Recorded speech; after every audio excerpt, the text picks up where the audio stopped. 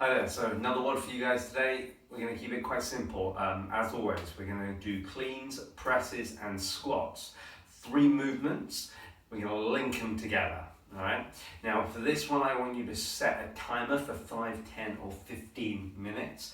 Pick whichever one works for you based on your fitness, but most importantly how much time you have available right now to exercise. Okay, 5, 10 or 15 minutes, we're going to clean, press and squat with a reasonable break between the reps or the sets, play this by ear. You want to get your heart rate up, but you don't want to be panting like a dog on a hot day. All right, you want to have your heart rate up, but you want to feel calm, in control of your breathing. All right, so clean, press, squat. We're going to use a moderate kettlebell for this one. The press is going to be the toughest movement out of this sequence that you're going to do. So make sure you pick the kettlebell that reflects that. Okay, we're looking for a kettlebell that we can strict press with confidence here. All right, so I'm going to show you around and then talk you through a few of the points.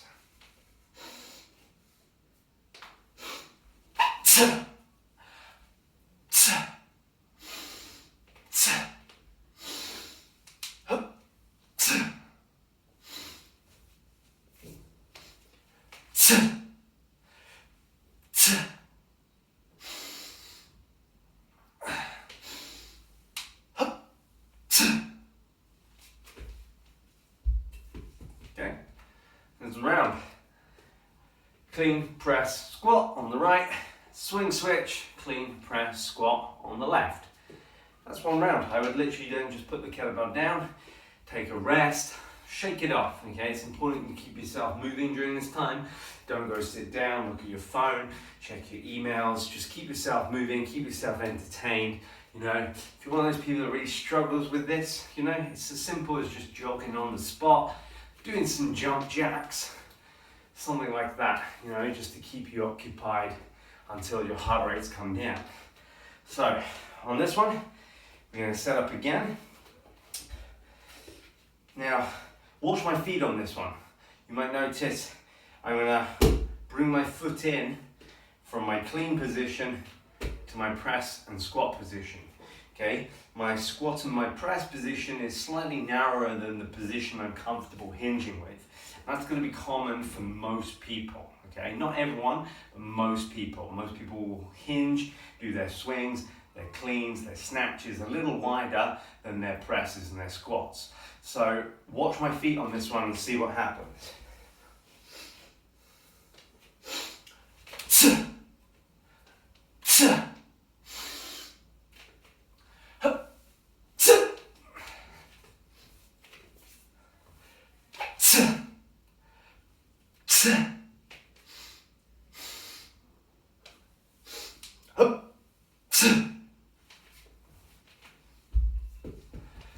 You might have noticed when I cleaned the kettlebell, I had my feet about shoulder width, but I stepped it in as I came to rack the kettlebell.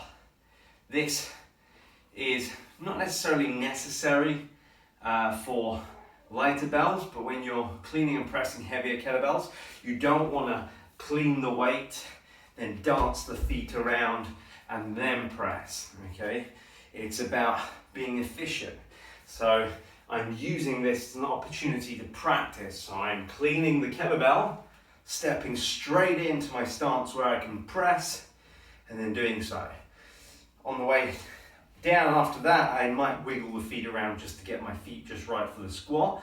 But I'm using this practice just to get confident with that step in, okay? If you're looking to press maximal weights, heavy kettlebells, highly recommend that you master this skill if your stance for your cleans is different to that of your press. Again, come back.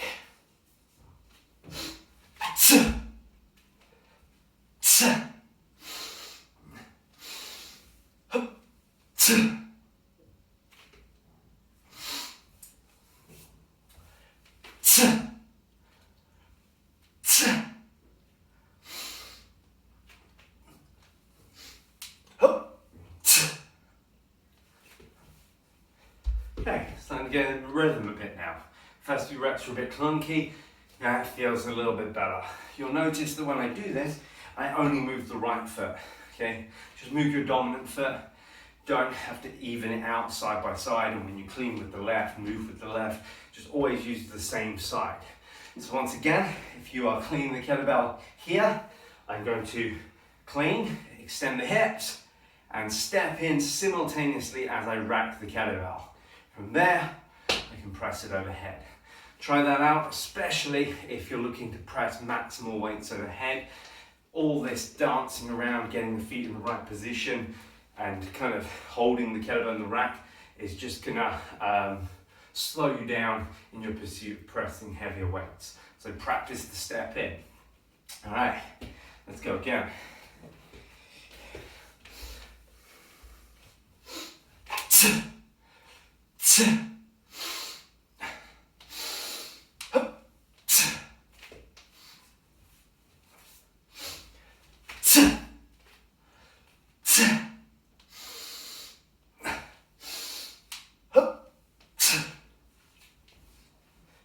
Nice. Okay, so again, 5, 10, 15 minutes.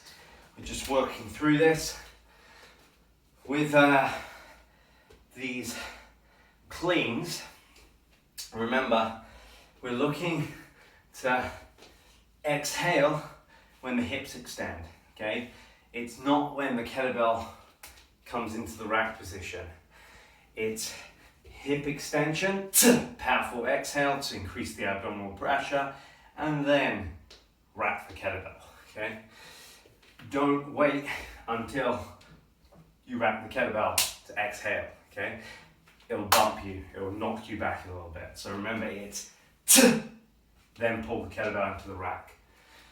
If you need more of a breakdown on this breathing style, suggest you check out my swing workshop.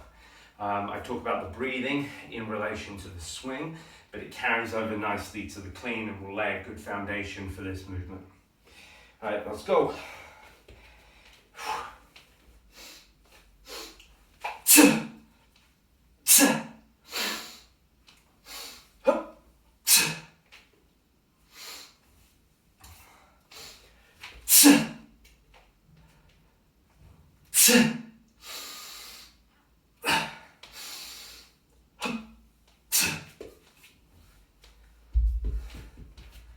Not quite as snappy maybe on that side, on the left.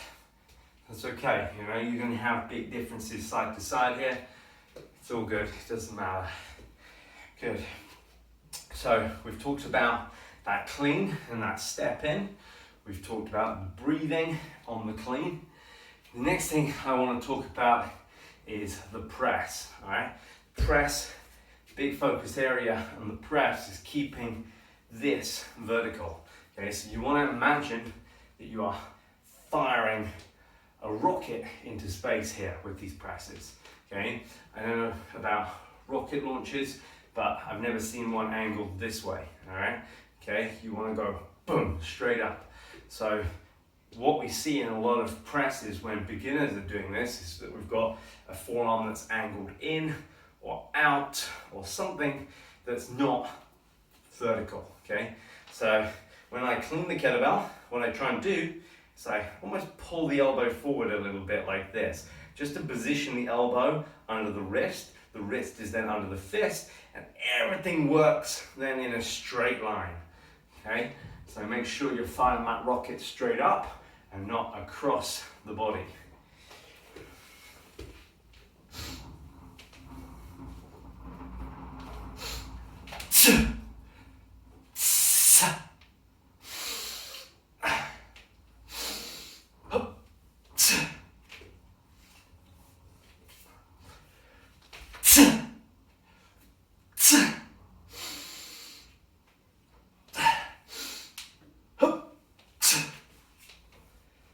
Starting to get into a better rhythm now with the timing of the step ins, the timing of my breath, and now that vertical forearm. You'll notice if you keep things moderate, okay, and you do reasonable workouts, you'll notice a lot more and you'll get better a lot quicker. You notice I'm stopping, I'm having a chat, I'm resting fully in between each set. Okay, it's never going to make me the kind of leanest person in the world this workout, but the point is this comes later. Okay, you've got to master the technique first and get the movement patterns down, and then you can start to add the intensity. You can add the load, the speed, you know, that you can add the volume. At those stages, then maybe you're going to be addressing your kind of body composition goals or whatever it is, or strength goals. But initially, everything comes down to just moving well, okay? And that means reasonable workouts where you take a good long rest between your sets and you actually think about the movements that you're doing, okay? So I'm going to show you one more round of this, and then, you know, I'll leave you to it.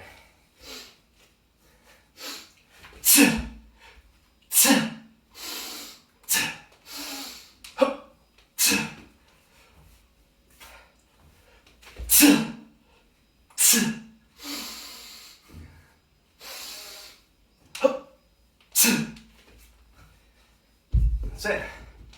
The clean, the press, and the squat combo. We haven't talked about the squat today. That's all right. Focus on that clean, that press. Next time, we'll talk a little bit more about that squat. Here's your day's WOD. Let me know what you think. If you've got any questions, send me an email.